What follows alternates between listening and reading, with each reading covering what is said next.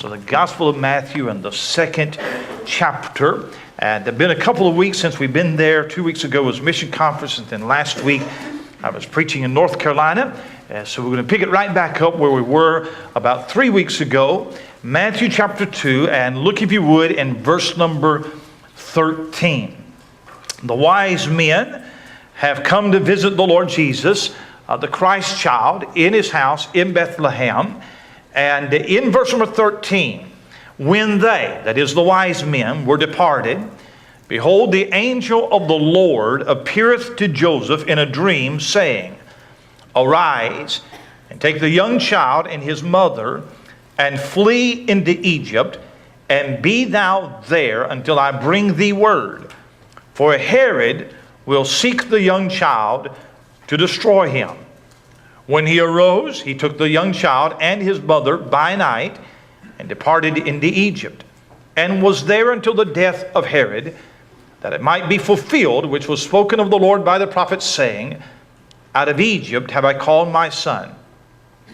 Then Herod, when he saw that he was mocked of the wise men, was exceeding wroth, and sent forth and slew all the children that were in Bethlehem and all the coasts thereof, from 2 years old and under, according to the time which he had diligently inquired of the wise men.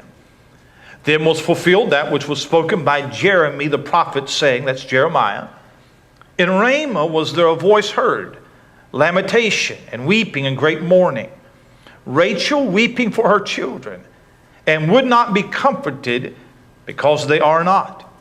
But when Herod was dead, behold, an angel of the Lord appeareth in a dream to Joseph in Egypt, saying, Arise, and take the young child and his mother, and go into the land of Israel, for they are dead which sought the young child's life. And he arose and took the young child and his mother, and came into the land of Israel. But when he heard that Archelaus did reign in Judea, in the room or in the place of his father Herod, he was afraid to go thither. Notwithstanding, being warned of God in a dream, he turned aside into the parts of Galilee.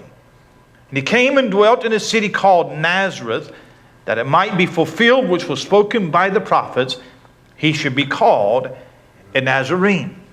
Now the unmistakable theme of Matthew's gospel is to present Christ as King of the Jews. Matthew says more about the coming kingdom than any other gospel writer, places a major emphasis on a fulfillment of Old Testament prophecy, and is showing that Jesus is the Messiah that the prophets spoke about.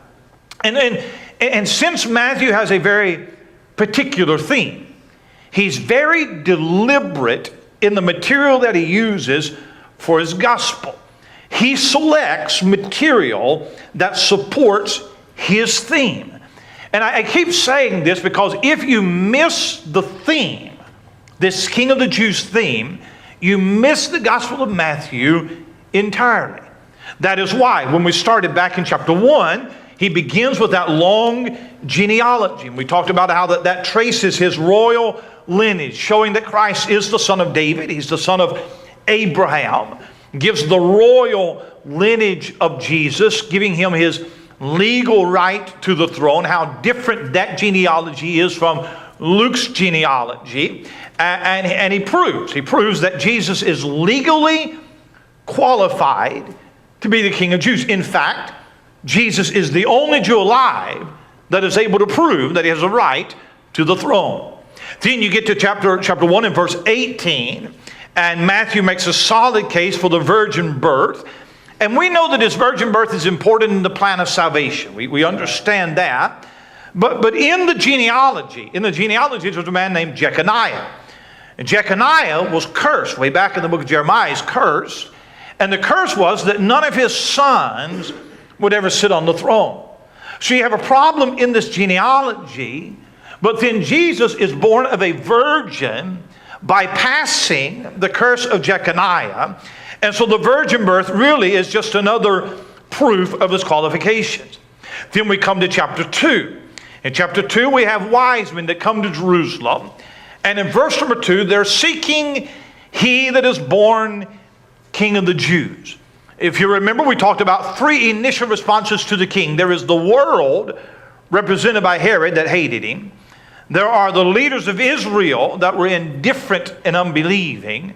And then there are the wise men, the Gentiles, that worshiped him. So even as an infant, he is both rejected and he is accepted. And Jesus is seen as a king. The worship of the Magi, they come to worship him. One of the gifts they give him is gold. That's a gift that is fitting for a king. Herod fears him. If he weren't really a king, then why would Herod fear him so much? And so over and over, Matthew is making this case, and his material is selective on purpose, that this is the King of the Jews. He's not just pulling stories out of a hat. He's not just telling a collection of stories. He's telling a message throughout Christ, King of the Jews. It's fascinating how that Matthew will tell a story, a parable, how that he will phrase it. Luke will tell the exact same parable, but he'll phrase it different. For example, Matthew will say, the kingdom of heaven is like unto. The kingdom of heaven is like. Luke will tell the exact same story, but Luke will say, a certain man. Same parable, but they start it differently. Because Luke is emphasizing his humanity. Matthew is emphasizing his kingship. And you pick up on what each gospel writer omits, what each gospel writer includes. Now, we come to a story this morning that's a very familiar one. The wise men, they've come to Jerusalem. They have found out that he's not there. They follow the star to Bethlehem. They find Jesus in the house. Now they have returned home. And an angel warned them, don't go back to Herod and tell Herod where you found the baby. And so the wise men, they depart, they go back home. Then an angel comes to Joseph, and he warns Joseph that Herod is seeking the life of the Christ child. So Joseph takes Mary and Joseph, and they go down to Egypt into exile. Herod is paranoid. Herod is going to order the murder of all children 2 years and under in the kingdom. And so Joseph and Mary, they take Jesus into exile into Egypt. It's not long after, maybe 3 or 4 months later, that Herod dies. An angel comes back to Joseph and tells him it's okay, it's safe now, go back to Israel. He comes back to the homeland, and he moves up to Nazareth, up in Galilee, and that becomes the home for Jesus during his childhood and his youth. Now, here's what I want to get to you, church. Again, Matthew is telling a deliberate story. And I don't mean to belabor the point, but why didn't John tell you that part of the story? Why don't you find this story in Luke's gospel?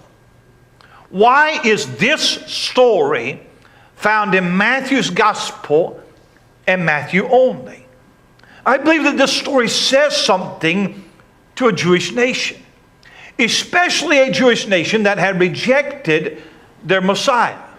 There are some elements in the story that I read to you that's not just a Christmas story. There are some elements in this story that mean something to a Jewish believer. And Matthew's writing to believing Jews.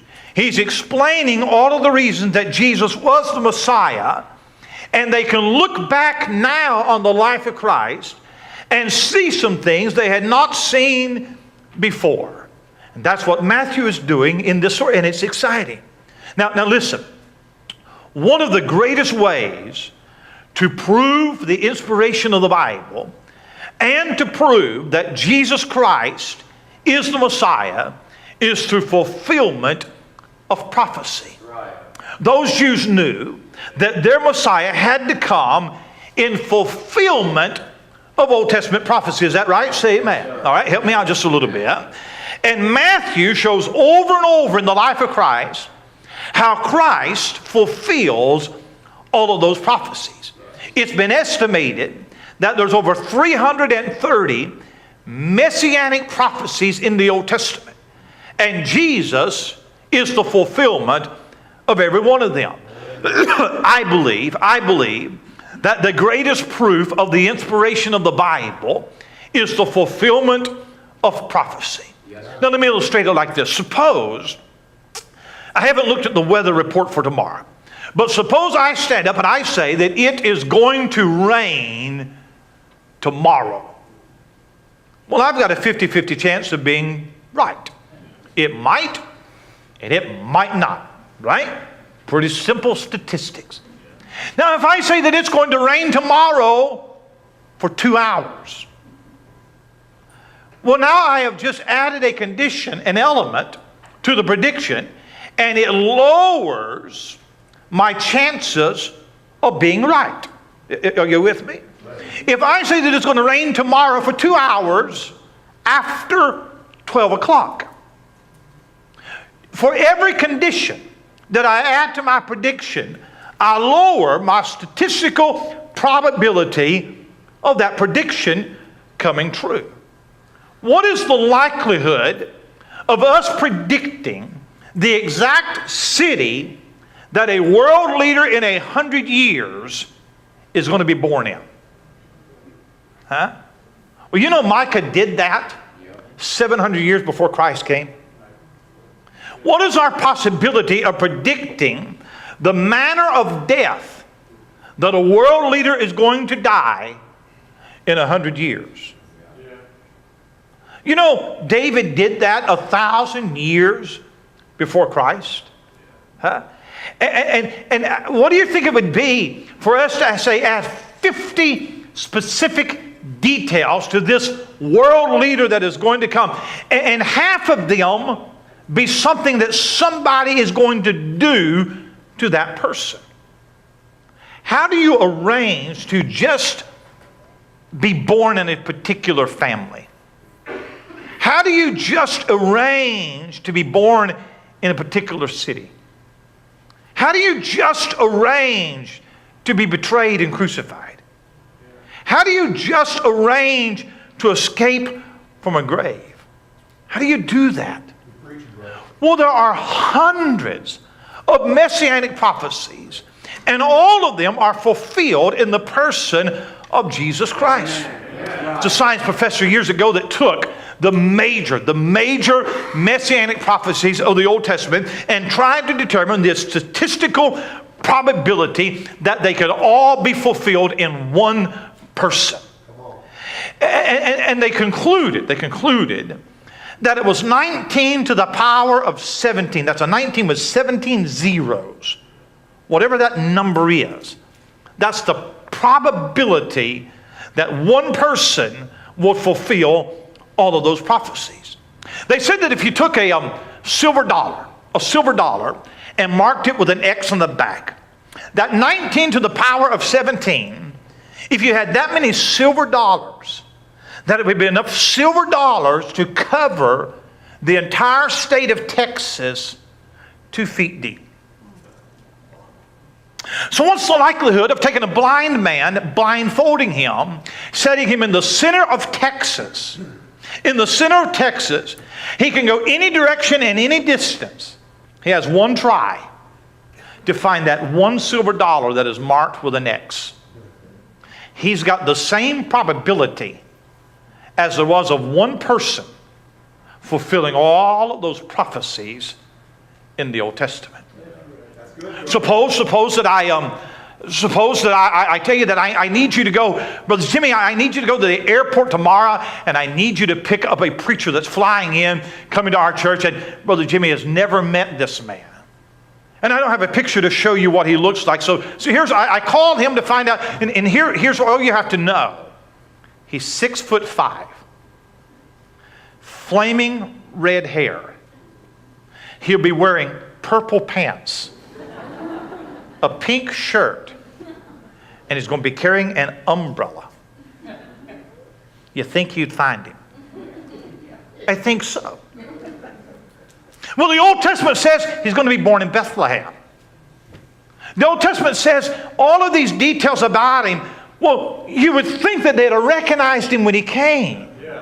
What I'm trying to say is one of the greatest for the Jews to reject him and to miss him. It's one of the most absolutely proven facts in the history of the world that this is the Messiah. Now, I go through all of that to tell you this. In this story, in Matthew chapter 2, Matthew reaches back into the Old Testament and he picks out 4 prophecies. Just 4. And he tells this story in chapter 2 to demonstrate that it happens in fulfillment of 4 of those prophecies. And all 4 of them have to do with a geographical location. Look, if you would, in verse number 3. When Herod the king heard these things, he's troubled all Jerusalem with him. He gathered all the chief priests and scribes of the people together, demanded of them where Christ should be born. They said, in Bethlehem of Judea, catch this, for thus it is written by the prophet. The prophet said that he'd be born in Bethlehem. That's why he was born there. Look, if you would, in verse number 14. Joseph arose, took the young child as mother by night. They departed into Egypt. Was there until the death of Herod, that it might be fulfilled, which was spoken of the Lord by the prophet, saying, out of Egypt have I called my son. Do you see? They went down to Egypt and hid because it was a prophecy that he would. Look, if you would, in verse number 17. Herod has all of these children killed. Then was fulfilled that which was spoken by Jeremiah the prophet, saying, what Herod did led to the fulfillment of a prophecy. Look, if you would, in verse number 23. He came, dwelt in a city called Nazareth, that it might be fulfilled, which was spoken by the prophets, he should be called a Nazarene. Over and over, Matthew is saying, hey, these are not accidents. God planned this. Prophecy said that he'd be born in Bethlehem. Prophecy said that he'd come out of Egypt. Prophecy said that there would be weeping in Ramah. Prophecy said that he'd be called a Nazarene. Amen. He is showing that the king fulfills prophecy. Amen. So this morning, quickly, and I'll not get to all of them, but this morning I want to just show you how these 4 are fulfilled. Look, if you would, first of all, in verse number 4, 5, and 6.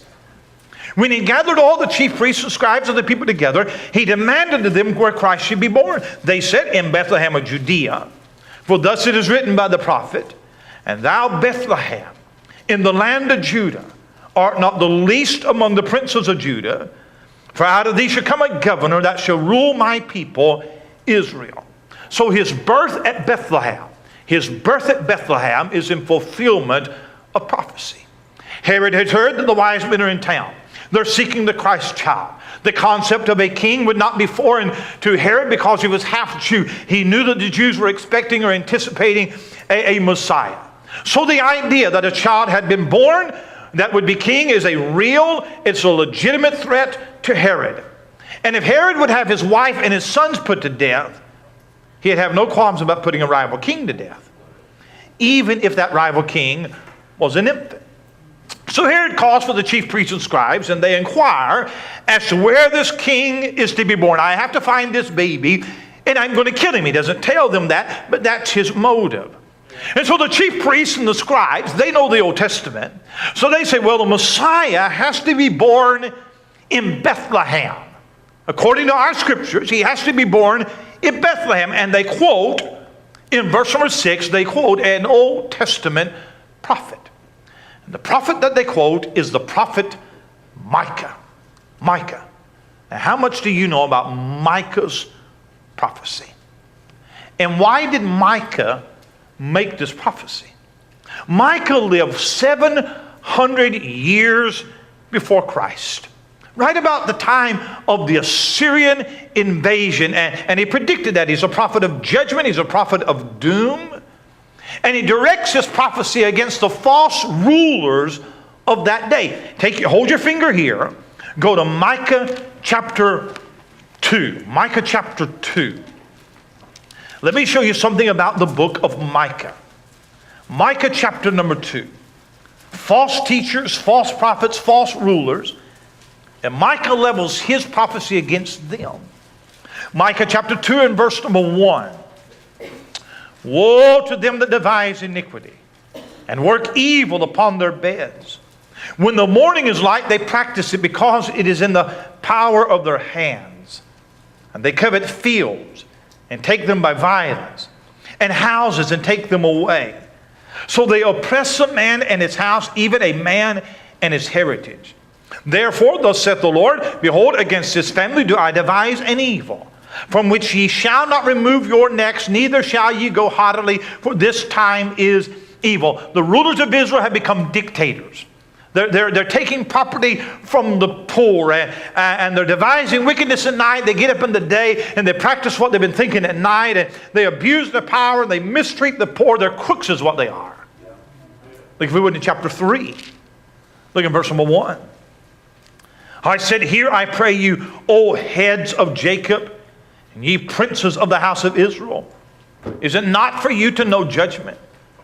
Who hate the good and love the evil, who pluck off their skin from off them and their flesh from off their bones, who also eat the flesh of my people and flay their skin from off them as they break their bones and chop them in pieces as for the pot and as flesh within the cauldron. You're tearing the flesh off my people. You're devouring my people, not literally, but abusing my people. Look at verse number 9.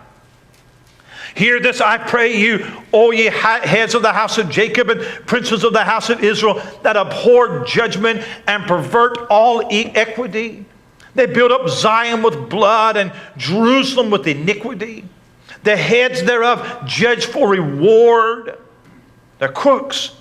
The priests therefore teach for hire. The prophets therefore divine for money. Yet will they lean upon the Lord and say, is not the Lord among us? None evil can come upon us. Their government is corrupt. Their religion is corrupt. It's like Washington, D.C. all over right there. Yeah. And so in the first 3 chapters, Micah rails against these corrupt teachers and corrupt leaders and rulers. But in Micah chapter 4, Micah goes from doom to hope. He changes the theme. And 700 years before Christ is born, Micah, a country prophet, here's what he says.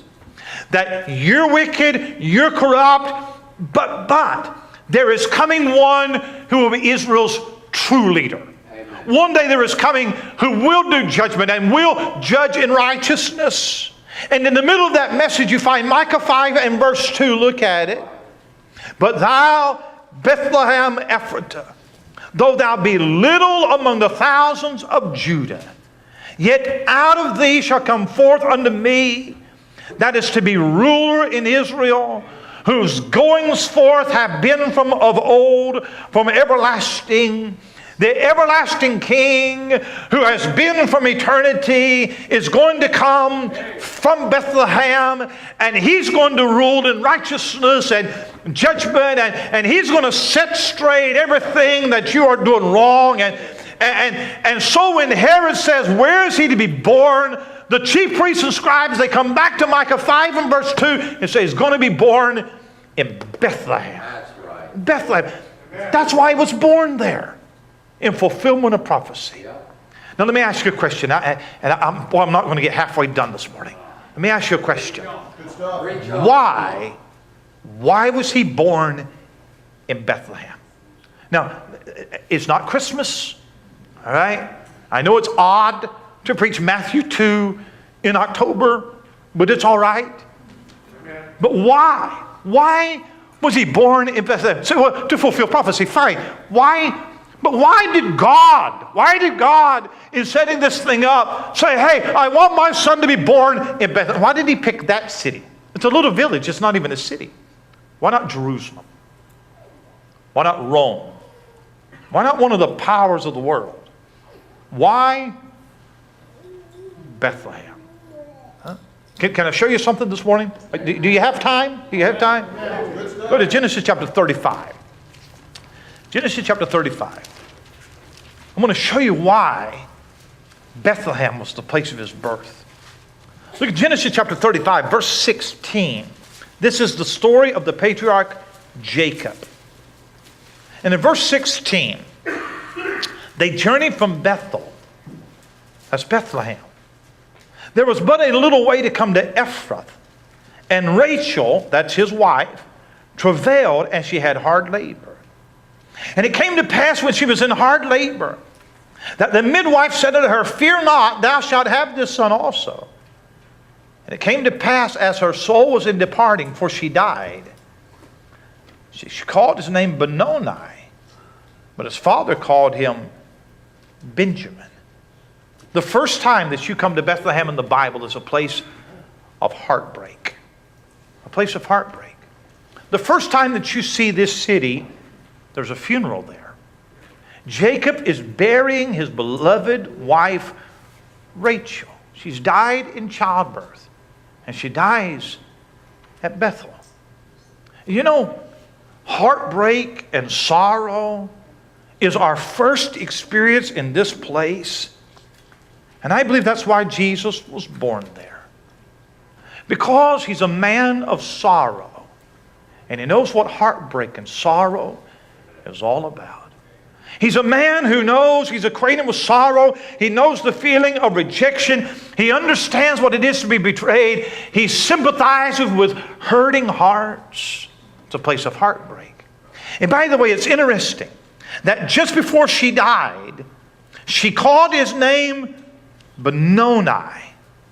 You know what Benoni means? Son of sorrow. Son of sorrow. And 2,000 years later, there's going to be a son that's born here who is going to be the man of sorrows.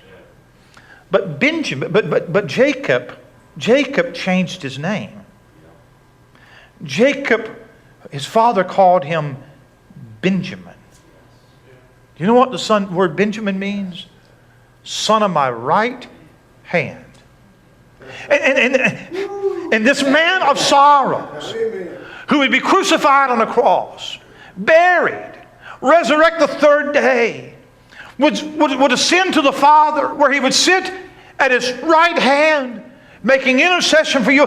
The son of sorrow became the son of his right hand. Amen. It's a place of heartbreak. Look in Ruth chapter number 1. Why was he born in Bethlehem? Bethlehem is the place of sorrow. Bethlehem is the place of hunger. Look in Ruth chapter 1. Joshua judges Ruth right before you get to 1 Samuel. In Ruth 1 and verse number 1. It came to pass in the days when the judges ruled that there was a famine in the land. And a certain man of Bethlehem, Judah, went to sojourn in the country of Moab, he and his wife and his 2 sons. The first time you come to Bethlehem, there's a funeral there. The second time you come to Bethlehem, there's a famine there. And it's ironic because Bethlehem means a house of bread. But there is no bread there. Bethlehem is associated with heartbreak, and Bethlehem is associated with hunger. You ever got in the afternoon when you was working just starving to death, didn't know that you'd last till supper? So you stop and get you a Snickers bar and a Mountain Dew. It's real healthy, huh? Get you a Snickers bar and that sugar rush, it just gives you a little rush of energy. Just kind of picks you up. But I'm going to tell you, in a couple of hours, that Snickers bar and that Mountain Dew, it's going to drop you just as quick as it picked you up, right? Because you and I know that no matter how much we would like Snickers bars and Mountain Dews or whatever your sin might be, that it just gives you a little rush, but it's going to drop you, and you're going to be hungrier than you were ever were before. You know, there's a lot of people like that in the world. They're standing at the candy counter of life, and they're trying to satisfy spiritual hungers with material things. I'll tell you, materialism cannot feel the hunger that the soul has, but there is a hunger in the heart of every individual that only Jesus can feel. I say to you that if you're hungry for love, you'll find that fulfillment in Jesus Christ. If you're hungry for peace, you'll find that fulfillment in Jesus Christ. If you're hungry for fulfillment and for security, you'll find that in Jesus Christ. He was born in Bethlehem because it's a place of heartbreak. He knows what that's about. It's a place of hunger, and he feels the hunger of the world. Look at 2 Samuel chapter 23. Are you still with me? 2 Samuel. Let me show you why he was born in Bethlehem. 2 Samuel 23. Well, I shouldn't have said Snickers bar. I got hungry. Bethlehem is the place of heroism. 2 Samuel 23, verse 14. David was thin and an hold. The garrison of the Philistines was thin in Bethlehem. David longed and said, "Oh, that one would give me drink of the water of the well of Bethlehem, which is by the gate." The three mighty men break through the host of the Philistines and drew water out of the well of Bethlehem that was by the gate, and took it and brought it to David. Nevertheless, he would not drink thereof, but poured it out unto the Lord. Bethlehem was David's hometown, but at this time it's in the hands of the dreaded enemy, the Philistines, and David has led his army against the enemy, and the fighting has been hard. And during a break in the battle, David reminisces about his childhood days in Bethlehem. And he thinks about that well they would go and get a drink of cool water. And he just lets out, "Boy, I'd sure like to have some water from that well." And three mighty men, three heroes, snuck through the gate, past the enemy lines, got a pitcher of that water, brought it back to David. David is so moved, and I've never understood this part of the story.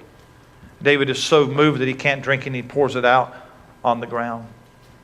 Bethlehem is associated with mighty men. And that's why Jesus was born there. Because those three men might have been heroes, but I'm going to tell you, my hero, and I don't say this sacrilegiously, my hero is Jesus Christ. He braved the horrors of the cross. He defeated the enemy. He went where no man's ever gone before. He's my hero. Bethlehem is where the bravest act is played out, where the bravest men took center stage. And I'm going to tell you something, that's Jesus Christ. It's a place of heroism. I'll tell you why he was born in Bethlehem. I've got to hurry. Because Bethlehem is the place of hope. In Micah 5, Micah prophesies during the times of King Ahaz. It's dark days in Israel. It's days of political treachery. It's days of international unrest. It's days of religious failure, which means it's a time of great distress on the part of people. They're distressed, they're burdened, they're beat underneath. And God sent Micah. And Micah said, though these rulers are crooked, and though these rulers are crooked, there's going to come one out of Bethlehem that will be a righteous king. And you may think that your situation right now is hopeless, but since Jesus was born in Bethlehem, nothing is hopeless. That's why he's born in Bethlehem.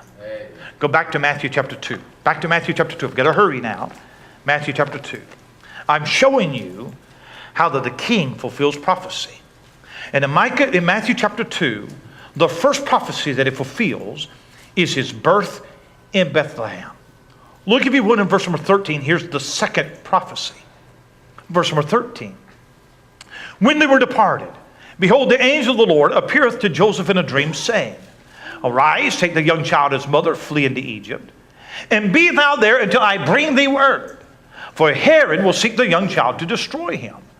When he arose, he took the young child and his mother by night, and departed into Egypt, and was there until the death of Herod, that it might be fulfilled, which was spoken of the Lord by the prophet, saying, Out of Egypt have I called my son. Birth in Bethlehem, exile into Egypt. Now there's two warnings here. Two warnings. The wise men are warned by the angel, don't go back to Herod. Joseph is warned, take your family, go down to Egypt, and hide until Herod is dead. Now I find that very interesting. If I was to ask you, what is Egypt? You would say it's a place of bondage. It's a place of oppression. It's where the children of Israel were in slavery for 400 years. But now, that place of bondage is to be a place of safe haven for the Christ child. By the way, from Bethlehem, where he was, to the border of Egypt was 75 miles. A lot of commentators think that they went to another city in Egypt that was another 100 miles inside Egypt. They went from 75 to 175 miles, a journey that would take days, if not weeks, to complete, with Mary and with this young child, and they go all the way into Egypt. Why? Why Egypt? Now let me give you just a little bit of history here real quick. During the 400 silent years between the Testaments, between the Old Testament and the New Testament, the Old Testament closes with the Persians in power. The New Testament opens with Roman power. In the time in between, the Greeks were in power. And during that time, there was a family called the Maccabees. And the Maccabees, they revolted, called the Maccabean Revolution. Lasted for about 6 or 7 years. During that time, there were a lot of Jews that fled down to Egypt. Alexander the Great, you know Alexander the Great, he built a city in Egypt. Named it after himself, Alexandria, Egypt. And he built that city really as a safe haven for the Jews. And they even built a temple down there. And so Jews would go down there. And one historian says that during the time of Christ, that there were up to 1 million Jews living in Egypt. It was a safe haven for the Jews. So Alexandria would have been a natural place for them to go. I don't know if they went there or not, but that would have been a natural place if they were going. And I don't know if Joseph knew that going into Egypt was in fulfillment of prophecy, but it is. Now stay with me. We're going to eat fish in just a minute. But they went to Egypt. They went to Egypt so that an Old Testament prophecy might be fulfilled. Have you ever wondered why Egypt? There's a Christmas song. There's a Christmas song that says, "This is such a strange way to save the world." You ever heard that song? Why Mary? Why Joseph? Why now? Why did God send them to Egypt? Well, Matthew says that it might be fulfilled, which was spoken by the prophet, saying, "Out of Egypt have I called my son." Now wait a minute. How can he be out of Bethlehem and out of Egypt? And why does he need to come out of Egypt? What's the significance? Now the prophet that Matthew is quoting in that verse is the prophet Hosea. Hold your finger here. Find Hosea. Find the book of Hosea, and I will show you this prophecy. Hosea chapter 11. Hosea chapter 11. If you get to the book of Acts, you've gone too far. All right? Just to help you find Hosea. Hosea chapter 11. Here it is. Hosea 11 and verse 1. When Israel was a child, then I left him, here's the phrase, and called my son out of Egypt. Matthew quotes Hosea 11 and verse 1 and says that Joseph taking Jesus down into Egypt is a fulfillment of Hosea 11 and verse 1. But I have a problem. In fact, I have two. In Hosea 11 and verse 1, who is the son? It's Israel. And Hosea 11 and verse 1 is not prophesying something to happen in the future. It's talking about something that happened in the past. God is remembering the time that he brought Israel out of Egyptian bondage. He is going back to the time when Israel, way back in the book of Exodus, and said, "I've called my son out of Egypt." That's what he's talking about. But Matthew then takes that and says, no, that verse is a prophecy, and Jesus being in Egypt and coming back out of Egypt, this fulfills that verse. Do you see a problem there? Am I reading this wrong? Isn't that what Matthew is saying? Huh? Can you give me 5 minutes?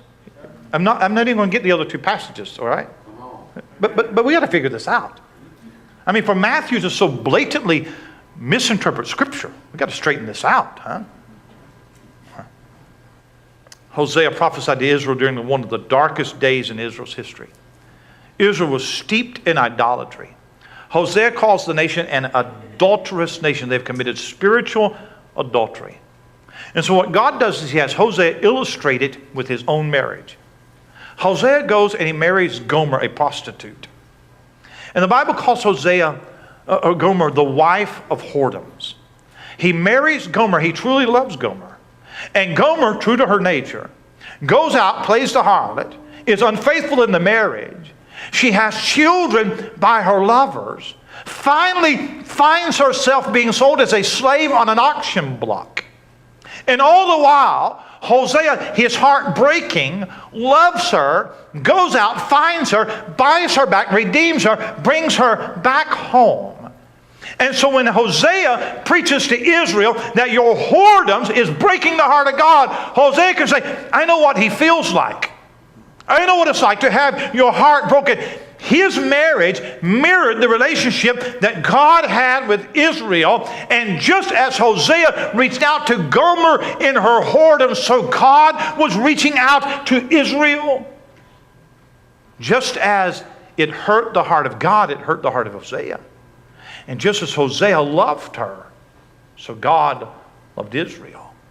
And in Hosea chapter 11, God's talking to Hosea about his love for Israel. And he recalls the time that in his love, he went and he brought them out of slavery in Egypt, and he made them his son and made them a nation. He goes all the way back to the beginning of them as a nation, and he says, I loved him and called my son out of Egypt. But then Matthew takes that reference and he applies it to Christ being hid in Egypt. There's a reference to something in the past. Matthew says it's a reference to something in the future. Something happened in the past that is a foreshadowing of something that will happen in the future. Now stay with me. We see these types all throughout the Old Testament. Matthew is not ignoring the historical reality of Hosea 11 and verse 1. He's not ignoring that. He's just using the historical event to say that what happened is a type of something else that will happen. Just as God brought Israel out of Egypt, that is a picture of him one day bringing Jesus out of Egypt. Israel is a type of Christ. Stay with me. Israel is a type of Christ. Did you know that in the book of Isaiah, both Israel the nation and Christ are called the servant of the Lord? And sometimes it's hard to tell which he's talking about because the parallels are so close. Both the nation and Christ are called the servant of the Lord. Both the nation and Christ are called the Son of God. Both the nation and Christ are called his firstborn. Israel was taken into Egypt in its infancy. Christ was taken into Egypt in his infancy. When Israel was in Egypt, there was a Pharaoh king that sought to destroy Israel by murdering all the male children 2 years and under. When Christ was in Egypt, there was a murderous king that sought to destroy Christ by murdering all the children 2 years and under. God protected his people while in Egypt. God protected his son while in Egypt. Now here it is, and I'm going to be done. The Jews reading Hosea 11 and verse 1 would have never thought of that as a prophecy. That's history.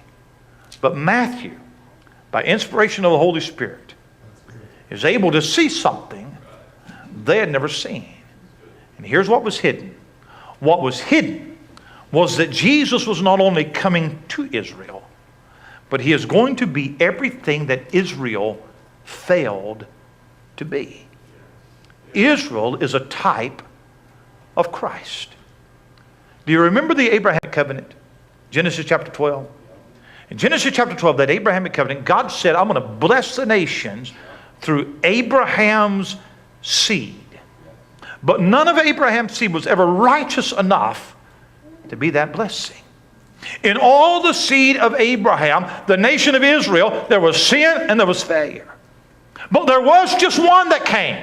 There was one of that seed who was righteous enough that all those blessings could come. In fact, I've got to go to Galatians chapter 5. I've got to show you this. I'm almost done. I'm going to quit. But look in Galatians chapter 3. Galatians 3, verse number 16. Now to Abraham and his seed were the promises made.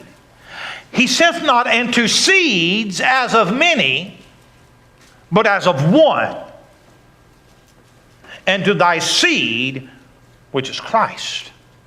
Christ is the seed through whom the spiritual blessings of Israel would come through. Is that right? He's the seed.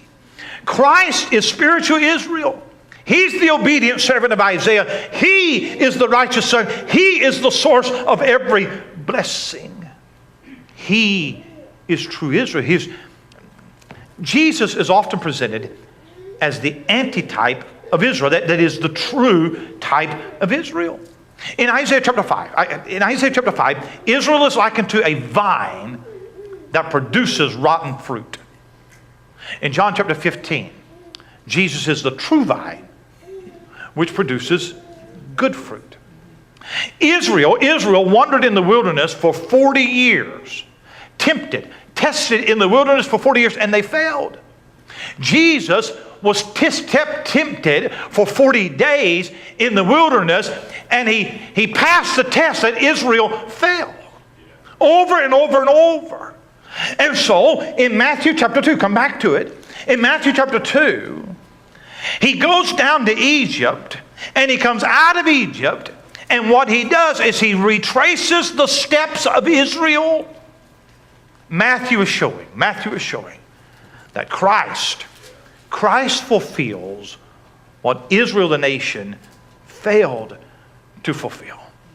Now, I'm out of time, all right? I'm going to stop. There's 3 or 4 more steps to this, all right? And next week, I'm going to finish it out, all right? But I'm out of time. There's a wonderful parallel between Christ representing me on the cross and representing the nation of Israel. Wonderful parallel. We'll deal with it next week.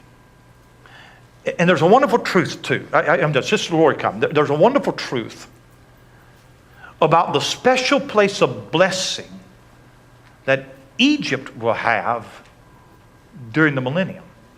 Are you aware of that? Are you aware that during the millennium that Egypt will be a place of blessing? And I believe the reason why is found here. Because Egypt protected God's son. And I believe God's going to return the favor. And He's going to protect Egypt. We don't have time to get into that. I've got to quit. There's 2 more. There's 2 more. Weeping at Ramah. Don't have time to get into it. Why Rachel? Why Ramah? Why weeping there? We'll deal with that. Nazarene. He should be called a Nazarene. Was he a Nazarite? Did he take the Nazarite vow? We'll get into it later. I'm done.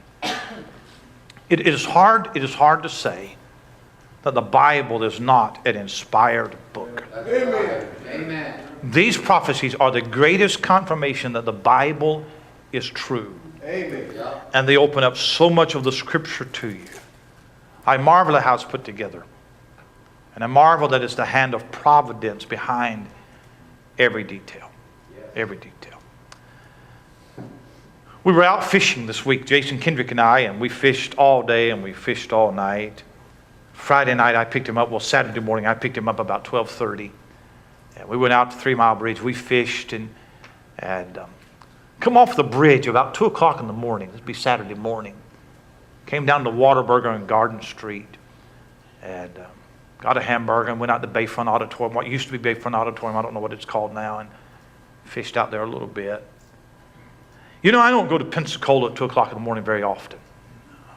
Don't know that I ever do. Usually in bed. But you know, Saturday night, 2 o'clock in the morning, there's ever drunk.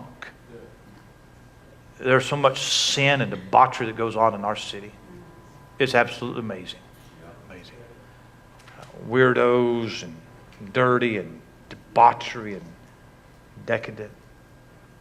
20-year-old girls walking the streets at night by themselves, just looking for trouble, and thugs looking for a fight. It's just a lifestyle that I don't know a whole lot about, and I'm glad that I don't. I rode around just rejoicing that God has delivered me from that lifestyle. Amen. There's a sweet blessedness in being ignorant concerning evil. Amen. And I thought about my children and your children, and how blessed that our young people are to have the family and the security and the rules that they have. And while my children are asleep at night, safe in a house and secure, there's a world out there that doesn't know what they know. And you can thank Jesus for that. You know, just as it was tragic that Israel missed Jesus, it'd be a tragedy if you missed him too. It would. It'd be a tragedy if you died without accepting him as your Savior. Right. It'd be a tragedy if you lived your life for yourself, not for him. It'd be a tragedy if you're saved and don't have any fellowship with him. I'll tell you, he's sweet. Greatest friend that you'll ever know. And I'm glad that I know him, aren't you?